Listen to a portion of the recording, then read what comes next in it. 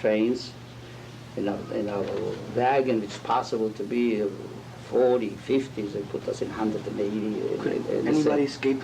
As the lines are going to the trains, could anybody escape from No, the they were standing, nobody could escape because they were standing with the guns, and everybody who made any move, they shot them on the spot. The soldiers, the German soldiers, how old were they? 22? In the 20s. And they could kill like that, and they had... Yeah, they had the right to kill. There was nobody to give anybody a report. They had to. If anybody made any move out of the line, he was killed.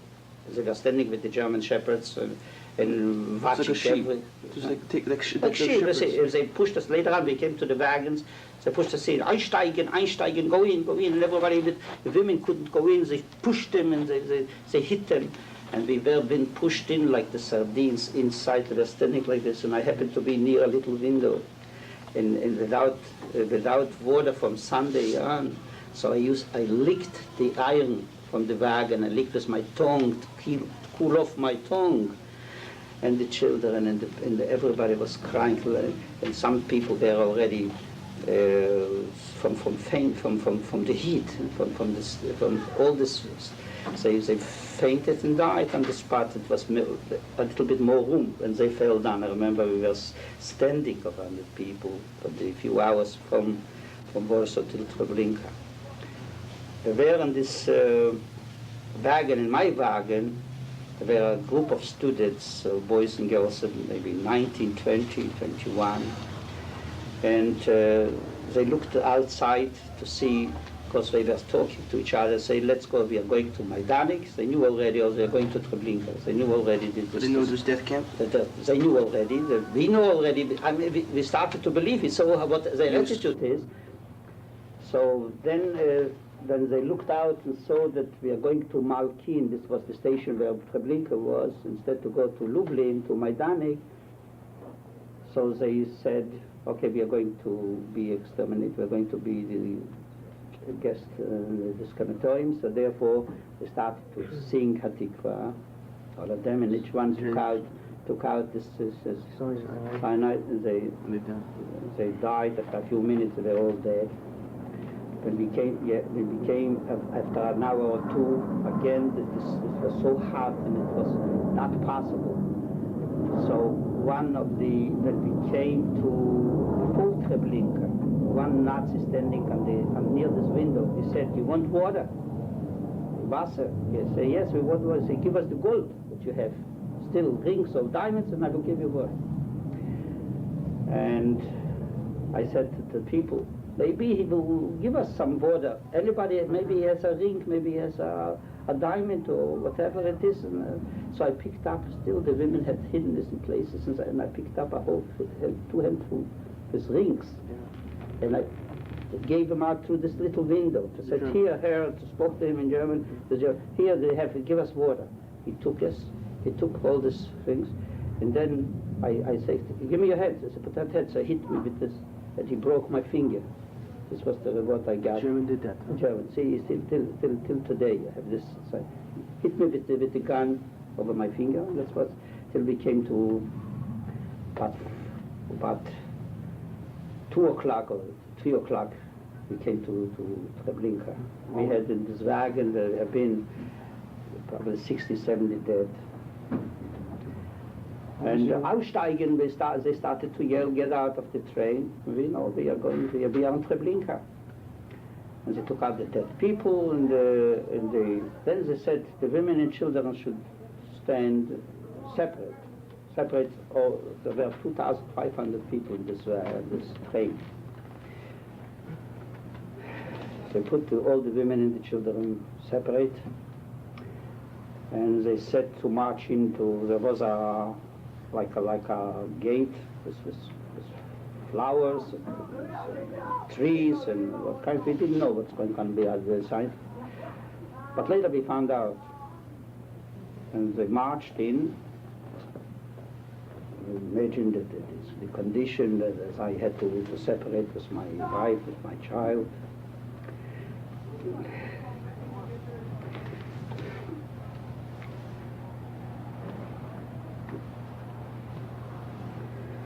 After they finished with the women and children,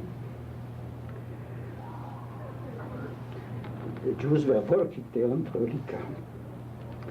So they came over and said, all the women and children are dead. You say Kaddish. All the men started to say Kaddish, imagine the Kaddish. And then they said, form a line, 5, to march in. I didn't have any desire to live anymore. I said, Peter's confession, I'm going to die. And we started to walk. The other few, which we've been together with me in the 5, the other 4 men, were from Lodz, the city of Lodz. And one of the workers there in Treblinka was a friend of his. So he came over and said, this was probably about 10 feet or 20 feet away from the gate. He said, there came a committee of Nazis now, and they're taking out some people to work. So he said, look, make yourself look good, make yourself look present. Maybe he will choose you out to go to work, go to a camp, to a concentration camp. But I didn't care. I didn't care. I was really looking like I had also, when we went in the train before from Warsaw to Treblinka, one was shooting in just with a dum-dum bullet, and the head was spreading out. The brain of this man was spread all over, and I was full with blood in the face, and I didn't even care about it. And suddenly, we came over to this gate, all 5 of us. I didn't care, but I was in the middle. All 5 of us went away. Instead to go in, so went away to the place where they chose the people to go to the concentration.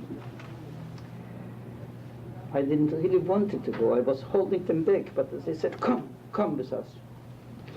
What had happened is there were 3 Nazis standing by this gate, and they were talking to each other.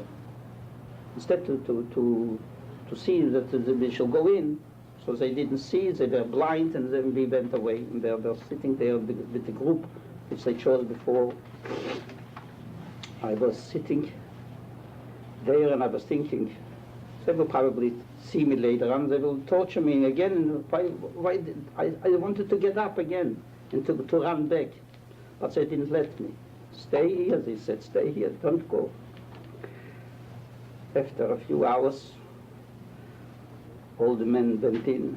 We have been at the place about 450 or 400, between 450 and 500 men. About 5 or 6 o'clock, the German came over and said, you are going to work. Sie haben luck, you have luck that you're going to work. So we started to hear again, water, water. They brought us a few barrels of water. And about 6 or 7 o'clock, they put us in again in a train. And we went towards Majdanek. This was really, I gave up. But you know, as a religious man, I could not do anything. So I had to say, this is something which is Most people, the hidden ways of Hashem, of God. most people that commit suicide were not religious people. These people, the students we in the train probably were not religious who committed suicide, but we never know at this moment, even we don't know what was in their mind going on, but the fact was that later on we found out in Majdanek, all these people who committed suicide were not religious, but because these people used to talk to each other and give strength to each other, and that let's hope for a miracle, and it will happen something, a miracle. And in this way we came from Wednesday till Friday. We went with the train to Majdanek. When Majdanek we came, we still didn't believe that it is a concentration camp, that they are not going to kill us again. And they said they're going in to take a shower. Everybody goes in to take a shower. And I said, oh, again, they're going to, they're fooling. Probably something is wrong. They are going to kill us again. And I came into this place where the showers are, and I was waiting. And I said, again, video into compassion, and I said, I'm going now to be gassed. And suddenly water came down.